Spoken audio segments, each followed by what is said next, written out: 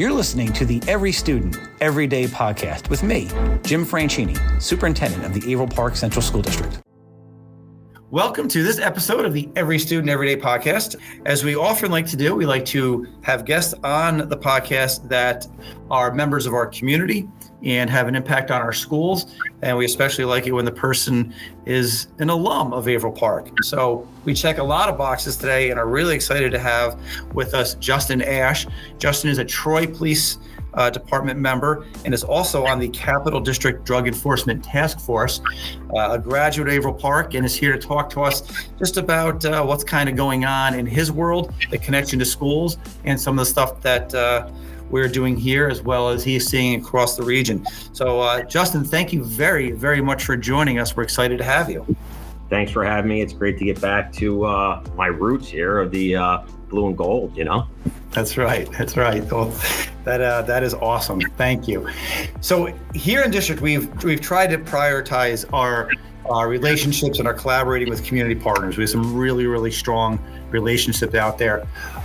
What are the most effective strategies and policies that districts and local law enforcement can implement together to kind of create strong and proactive and supportive drug prevention education and environment for our kids? What do you kind of recommend that's out there? So really just what it is. I mean, you guys seem to be doing it. A lot of the schools in the area are all, I'd say, right on top of it. Collaboration with not just law enforcement, mental health organizations, substance abuse organization, counseling services that can be offered, and education in general. Getting the message out about the dangers of what is actually out there, how it's affecting our youth, and how we combat it. Not just on a, go out and arrest the bad guy standpoint for us, but also how we can help not eliminate it, but mitigate maybe the use and really open up everybody's eyes to the actual dangers that are out there right now. Sort of that proactive education approach is what everyone's striving for, I guess.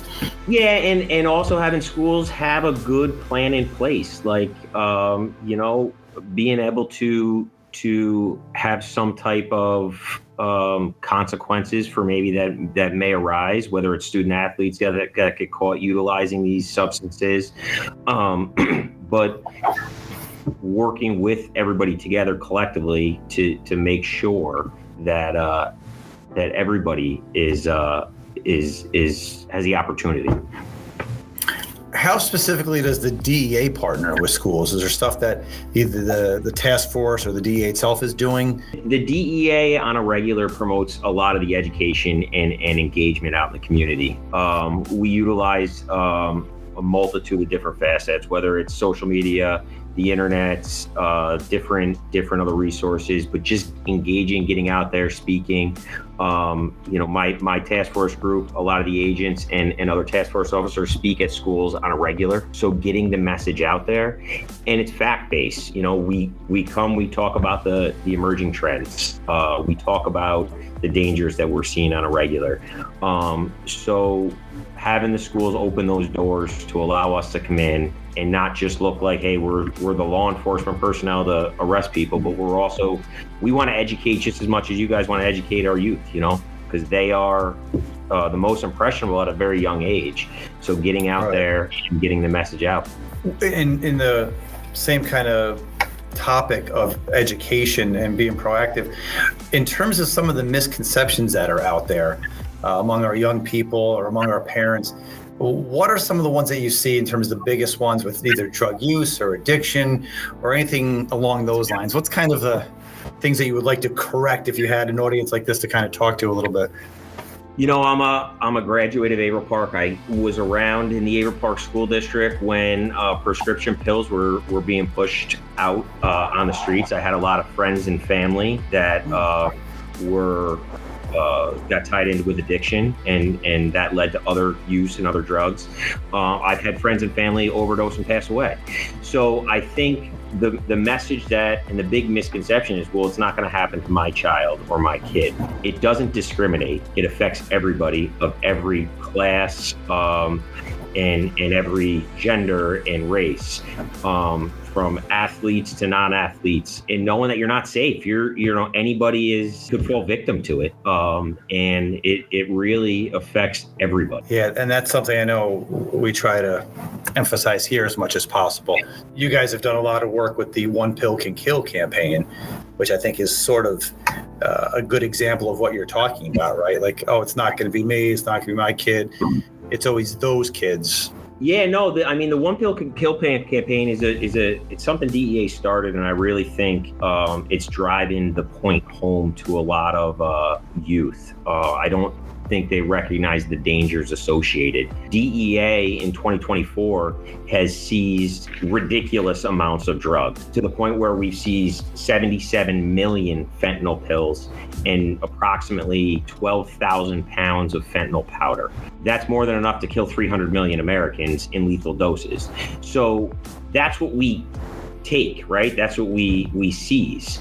And that's across the whole entire country. But on top of those drugs, there's also stuff getting by, right? We don't always catch the smart ones, and we have cartels that are funding this epidemic and flooding these drugs into our country. And we do what we can, but there's still a bunch that slips through the cracks. So the One Pill Can Kill campaign, 5 out of every 10 pills that we take into custody and test contain a lethal dose of fentanyl. So you're talking 50% of all pills coming in, and on 77 million fentanyl pills, just say 50% of them, contain a lethal dose. The numbers are astonishing. And I think that really, we do a lot with this campaign where we post pictures up of a fake pill and a real pill. We try to engage the kids to, hey, what's the real pill? What's the fake pill? And it's usually about 50% of the class that couldn't distinguish it. So the dangers of just that alone, on top of the numerous other things that are, being flooded to our youth now, is it's a public safety, issue. In 2024, when those numbers came in, we saw about a decrease from the previous year, about 25% of overdose deaths. And, I think a lot of that contributes to the educational piece. We go out, we implement these teachings, we show the stats, we show what we're dealing with. And I think the education alone has caused a 25% decrease. 84,000 overdoses is still a lot, but on a 25% decrease, when you save one person, you did your job. But the trends continue to be education, education, education. And I think now is a time more than ever to continue that education piece, because the funding surrounding the drugs coming in, these organizations have unlimited funds, and they target a more younger generation every year, especially with social media and the access to the internet. They're the ones being targeted. Those numbers are staggering. They're mind-blowing. They're hard to even wrap your head around. Yeah, you're talking 230 people die every day on an overdose across the country, and roughly 60% of that are from synthetic opiates. They're coming in from China, and then ultimately from China they make it into Mexico, where they're distributed from the Sinaloa and Jalisco cartels onto our streets, and for no reason other than money. It's very scary. I have 3 young children, so educating them is something I do every day. That's a great segue to, I think, the next question about, something we talk a lot about in school is growing up and learning to navigate peer pressure and social situations. From your perspective and your experience, what are some of the most effective strategies for students to use when they're offered a substance or they find themselves in those uncomfortable situations, right? Because it's so prevalent, it seems like it's sort of inevitable that you're going to be in a situation where this might come up. Like, what are some things students can have or parents can talk to their kids about to arm them with in their toolkits? Yeah, growing up, especially in a school district that saw a little bit of an issue with kids my age, I myself was faced with those situations. And I think surrounding yourself with positive friends and being involved in other extracurricular activities help. And it helps down the road with making right decisions, right? But being honest with yourself and your friends, being strong, Don't be embarrassed. And being able to talk to them, right? Not just your family or maybe school administrators or teachers, but your friends. Kind of get rid of that stigma behind it, and hey, let's just talk about it. So I think if kids can be honest with their friends and themselves, be able to stand up to them, have a good support system, is key. But I think also if you are in that situation, you have to be prepared for eventually being in that situation. I think everybody has been in one of those situations before. And sometimes having an out. I know I used to, as a kid, you'd go to parties and there was things that would go on or whatever it may be. And if I ever felt uncomfortable, I knew whether it was 10 o'clock at night or 3 o'clock in the morning, I could pick up the phone, call mother or father. They would come, no questions asked, pick you up, get you out of that situation, right? We almost had like somewhat of a keywords, on a phone call, just not feeling well, come get me. So I do the same things with my kids. And I encourage other parents to talk. But I think it's sometimes tough for parents to talk about it because, again, they think it's not going to affect their kids. But giving them the proper foundation and the ability to be honest is key to those situations. That's a great strategy. I've heard that a lot over the years of if your child's in that situation, making sure they have that connection to get out of it and sort of a no judgment zone that night. You can address it the next day and talk through it. But at that point, it's making sure they're comfortable enough to call and then that they feel like they're going to get home and, of course, next day talk through it. But, making sure you get them home first and then kind of deal with it afterwards is something I've heard a lot in terms of being effective as a strategy. Yeah, I mean, there's no book on it, right? If there was a book on it, we'd all be in great shape. Right. But what may work for you or I may not work for other people. But I think that's a start. Yeah, absolutely. So, vaping we know is certainly a current trend, I guess I call it, widespread here, just like it is in other schools and is all over the place. And then we could talk a lot about the marketing of it and how we're in the situation we're in. But from a law enforcement and a public health perspective, how does DEA view the current trend, vaping, e-cigarettes among teens? And what evidence is there regarding, is it a gateway to other drugs? Is it something where you're seeing the health effects? Because we all know the data out there about how bad vaping is for you, just from the stuff you're putting in your body. Can you talk a little bit about all of that?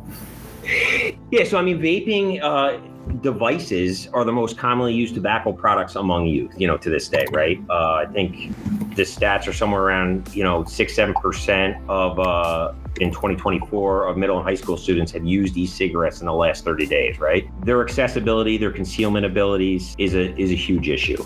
The issue that we also see on our end is those vape cartridges, those vape pens, those substances that are involved, they're coming from the same places overseas that are synthetic opioids are made, right? If you were to go into a store and buy an illegal vape pen, from hidden behind the counter or whatever it may be, which is what we see, a lot of them say right here, not for use in China. They're sending cartridges and these items over to us. We don't know what they contain. They're not regulated. They contain high amounts of chemicals in them and addictive capabilities. And I think that the use of them is not just a gateway, as we used to say, but it creates more addiction to that drug, whether it's nicotine or high THC levels in it, which eventually, you as a person are going to build some type of tolerance to, and you're going to seek further. So the concern isn't just the addictive abilities or the health issues, but it's also these things are coming from an unknown source. They're not regulated. They're being smuggled in by the thousands. And we're also seeing trace amounts of fentanyl in some of these and life-threatening compounds that, the kids think they're cool and concealable, but some of them have video games on them. Like you can play a video game while you're, taking a hit on them. And that's why it's targeted to the younger generation. And I think the people making money on them are targeting to that younger group of kids and making them more appealing. And just the ability to hide them and not have the smell associated with whether you're smoking marijuana or a cigarette or whatever it may be.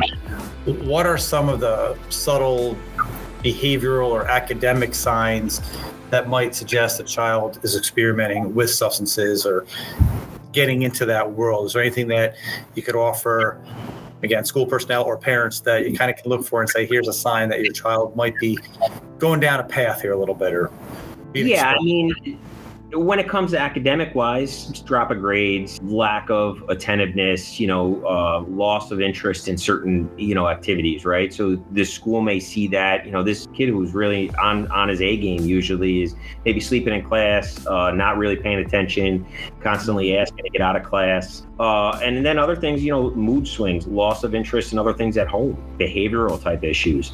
These things aren't all indicative of drug use, right? So I don't think people should just immediately think that, right? There could be other underlying issues, but it's definitely a conversation starter for parents as well as school officials to kind of observe and take into account. Maybe, refer that individual to go talk to a guidance counselor, whatever it may be that the school could offer, kind of take an appropriate step to kind of cut it off. Or just to explore, maybe there is something more to it. Maybe it's not drug use. Maybe it's, maybe they got something going on at home, or they've got some health issues going on. But I think the school and parents and law enforcement all need to work together to try to have the same goal. And I think it's all to educate our kids and to make them better people than they are now for later in life. Absolutely. I completely agree. From a parent point of view, I think there's probably a lot of parents listening. What is an appropriate first step that you would recommend if they do have a concern? Is there something, like you said, you might be seeing at home? Not every change in behavior is related to drug use. Yeah, I mean, we've talked about it. Communication with your child is key. Talk first. We'll figure it out. We will listen. We will try to, see what is going on, right? And then not being afraid to reach out. School districts offer great resources that parents can absolutely, I think, benefit from, as well as our state and local partners with, whether it's the Rensselaer County Department of Health, New York State, and reaching out for some type of assistance. I think having that first step of communication is key, and then not being afraid to get other people involved in the intervention or help that may need. That's great. It's great advice. And you're right. There's so many good partners and resources out there. The county has been really good with our students. We have groups like the No Opiates Committee, which is an Averill Park centered group in the work that they've done. And then even groups kind of on the peripheral of it, Kiwanis and groups like that are engaging kids and providing opportunities for kids. You're right. There's a lot out there, and the school can be a conduit to that, as well as the things that we offer in here. So that's great. A lot of the time parents think, the school is just there to educate my kids, teach them math, writing, and history, stuff like that, right? But the school does much more than that. They have your children for a majority of the day. They get to see your child all day long. So they have the ability to connect with your kids maybe in different ways than you as a parent could. So I think having that open line with the school is great. I remember in Averill Park schools, I had some awesome teachers that I could talk to about just about anything. And my parents were understanding of that too and knew that, right? So I would come home and be like, hey, I had a great conversation. Mr. Puglisi, is he still there teaching? He just retired recently. He was still coaching basketball and football, though. So I love to be able to have a conversation with him. He was awesome, right? But he was somebody that it always seemed like the door was always open. If you had a bad day or something was going on, you could go in and talk to him, right? So that's the other aspect of school. We had Trooper Anson was at Averill Park when I was there, and I spent many times sitting with him talking about things, and he was a great resource to have. So it's not just an educational piece in reading, writing, and arithmetic, but it's life in general, That's fantastic. And for us, we have an SRO now. It's a county sheriff, Brian Nichols, who I think many kids would say the same thing you're saying right now about him, and his connection to kids in our community has been fantastic. And a plug for our Averill Park parents. We've had for at least 2 decades now, student assistant counselors in our middle school and our high school. And for those who don't know, that their specialty is drug education and prevention. They go in classrooms, they meet with students. They're actually county employees, so they have some confidentiality pieces that are different than our school counselors. They have been an invaluable resource over the literally decades here, and are available again at Algonquin and at the high school. So for anyone who's listening and parents want to connect with them, certainly call or email the high school or the middle school, and they can put you in touch with those folks. They're outstanding in what they do. So that's good to hear. Justin, I know you're a very busy person, and I appreciate you taking some time here to talk to our listeners about a hugely important topic and one that affects all of us. So thank you for the work that you do on a daily basis and for what you're doing to help our kids out and kids all in the capital region. And thank you for spending some time with us here today. Thank you, Doctor. Thanks for tuning in.